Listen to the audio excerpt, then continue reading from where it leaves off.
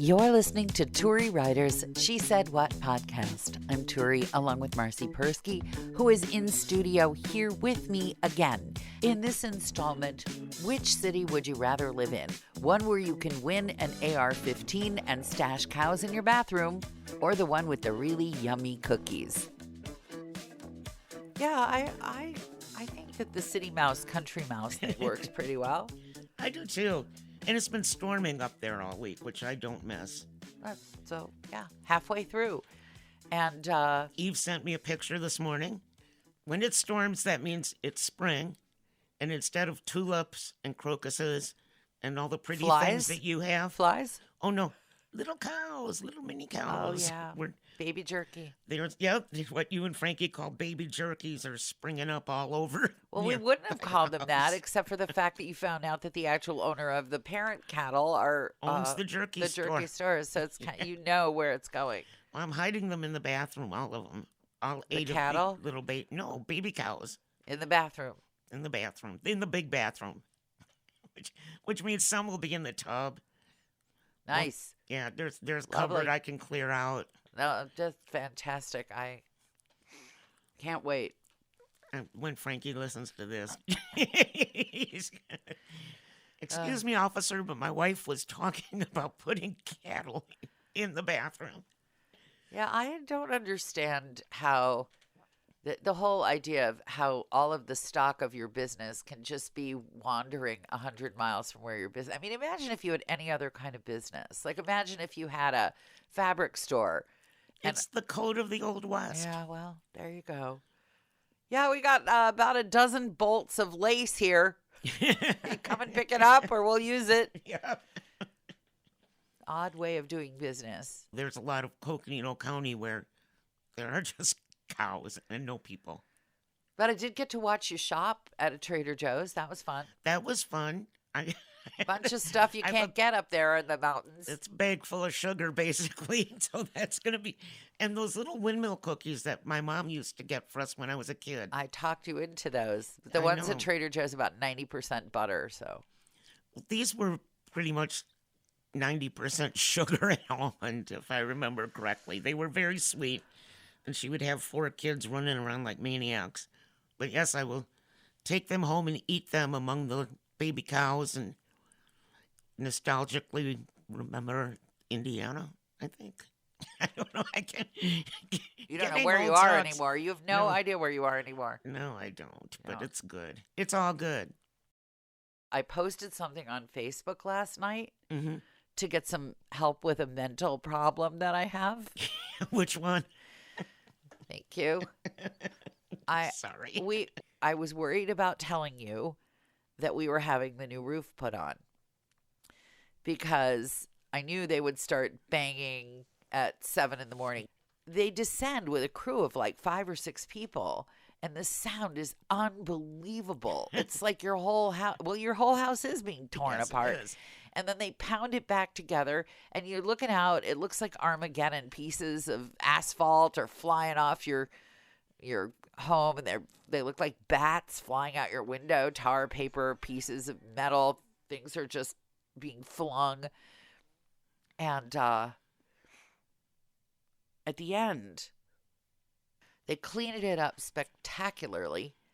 And after 2 days of having my teeth rattled in my head, peeving my neighbors, upsetting my tenants, I looked around and nothing looked any different, except that our bank account was completely empty. And I thought, there is no home repair less satisfying than having your roof redone. So I put this up on social media. Like, this is the most unsatisfying home repair I've ever experienced. And the torrent has been nonstop of other people's most unsatisfying, the most money for the least joy. Plumbing. I put plumbing under that. And most of our pipes are underground where we are because we're nowhere. And yes, plumbing is and it costs a lot.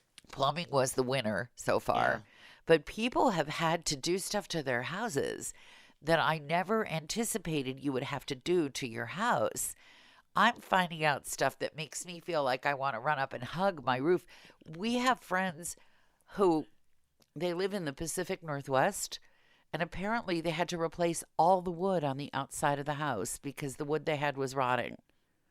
And Frankie can tell you about all of It's that. like, oh, no, you live in Arizona. That's not happening in Arizona. No, but he lived in Chicago. I don't know. Well, in Chicago, when your wood's in danger, you just put up siding. That's half the city. The people who did it early have asbestos, which they cannot remove because it will poison the True. entire city. So you can tell when people got tired of painting and replacing rotten wood by what they have covering up the wood. So here are your three choices when your wood starts to rot in the Midwest: asbestos, which you can't do anymore; siding, which is either vinyl or aluminum; or stuccoing, where you rip off the rotten wood and replace it with whatever stucco is. Right. It's like archaeologists carbon dating dinosaur bones. You can literally tell in which decade a homeowner said, screw this, I've had it with painting and scraping. I'm going to Chicago proof my house. But in the Pacific Northwest, where they have trees, you replace your wood, I guess. Yes. They don't we grow have- vinyl up we there. do have trees. Yeah, so you replace your wood. That was one nomination. I loved the one of somebody who took out a basement toilet. Because on the one hand, I can understand a lot of Chicago homes were built with a toilet in the basement. Yes, we had one. We had, I don't know if you remember, we had the little bathroom and you have to go up 3 steps to get to the toilet. Oh, I don't. And we called it the Elvis bathroom because it was a throne and there was like a red carpet going up to the toilet. My theory about this was that a lot of the people who built these homes had men in those days who were in the trades, and they would come home dirty. That's what we figured because there was like a random just shower spigot in Yeah. the back room where all the Where the furnace laundry and all that. and a drain in the floor. Yep, where the guy, I guess he would shower, then he'd take his newspaper and go to the Elvis toilet, And then sit go on up his throne. stairs. Yeah. So there were a lot of basement toilets. To me, you never waste a toilet. You never. If there's a toilet and it's not satisfactory, you build a bathroom around it And see, to me, you plant flowers in it. and stick it outside. Yeah, no, to me, there is no such thing as too many toilets because I grew up in a family with not quite enough bathrooms. I did too. So- Family of 6 with 1 bathroom. There you go. So a toilet is a thing to venerate. And I try to talk people into putting in toilets all the time. I'm like a weirdo. I come to your house like, oh, you could put a bathroom. What kind of guest are you? See, I think we discussed this before, but like our whole property is pretty much A toilet. Frankie's pee hole. Yes. Yeah. Yes. Well, in people's houses, I notice the opportunity for a bathroom. I'm an opportunity noticer. And in public spaces, I notice the opportunity for thievery or Okay. terrorism. When I was in the Middle East traveling, everywhere I went, I was like, look, you could take over this art museum easily and nobody could get in here because there aren't any windows. It got so bad that the guy I was traveling with started calling me his little terrorist. So those are the two things I notice. I notice opportunities for terrorism in airports and public spaces and in people's homes. I notice bathroom opportunities. You would. Yet I was surprised when we started looking for a place. I don't know, about 8 years ago, about how many homes are built with only 1 bathroom. Yeah. 3 bedrooms, 1 bathroom, and I'm like, what?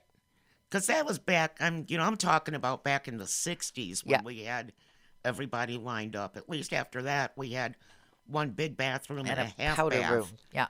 Like in my house now, we have the big girls' bathroom, we call it, because I like that full of our bathroom. stuff. Yes. And then there's Frankie's little nasty bathroom where you can watch the goats out the window.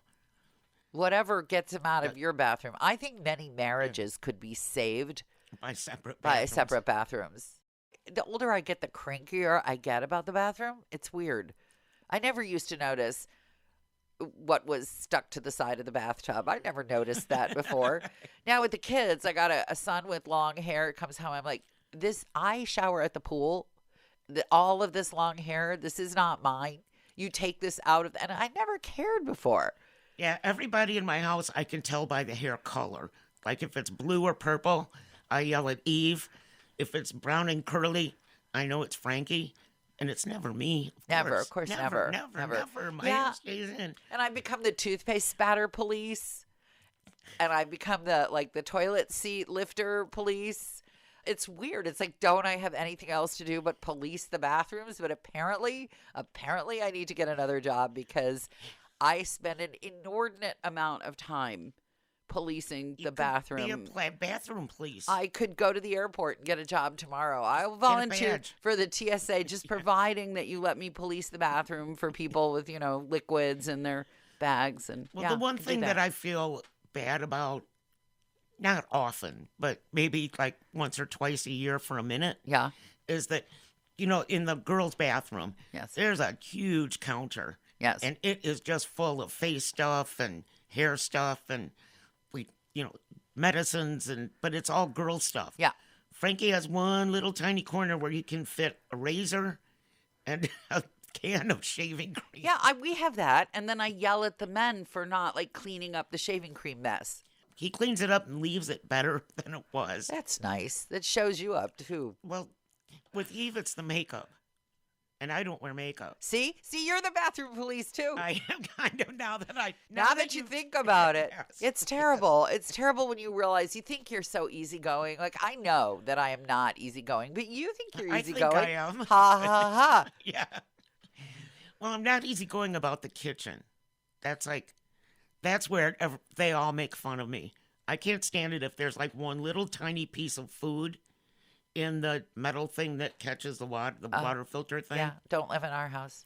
Yeah, that drives me nuts. That's the main one thing that I'm super OCD. So they leave food in the sink all the Just time. on purpose. And I say, we're gonna have mice, we're gonna have roaches, we're gonna have this, we're gonna have that we never have. No.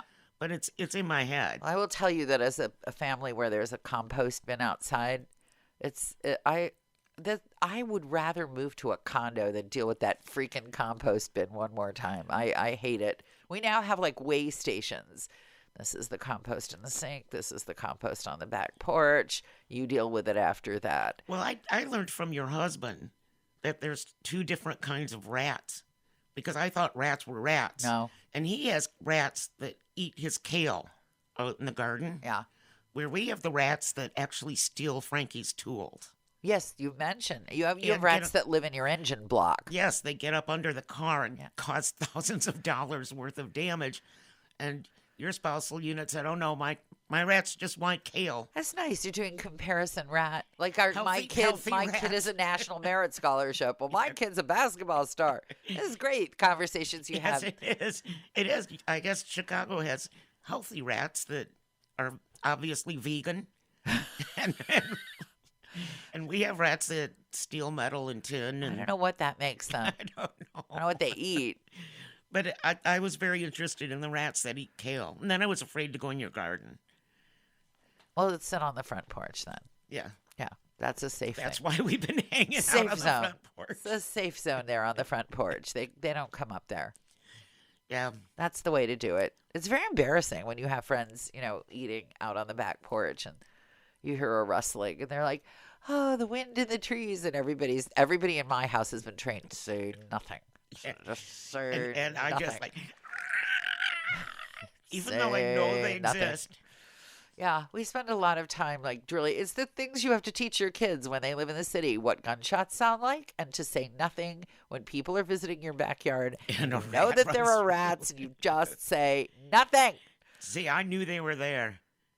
I knew the gunshots we hear because people think they can fire their guns anywhere up where I am in the Old West. Oh, yeah. Pretty similar out here. Yeah, it's the same, except that here, well, you told me that your police department out there, I couldn't believe They it. are raffling an AR-15.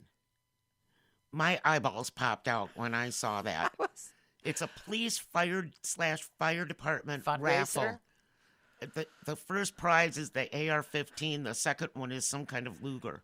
I would say the third prize is you have to join the police department and deal with whoever won the AR-15, the Luger. Maybe they're raffling off the AR-15 to buy AR-15s for the police. Oh my God. I don't know. It makes my head spin from It's The hard to Exorcist. comprehend in Chicago. It would not happen here for sure. Assuming you've come this far because you enjoy the podcast, may we recommend my book, She Said What? A Life on the Air. It's available at your neighborhood bookstore or on Amazon. And if you're feeling especially generous, please leave the podcast a good review. Thanks.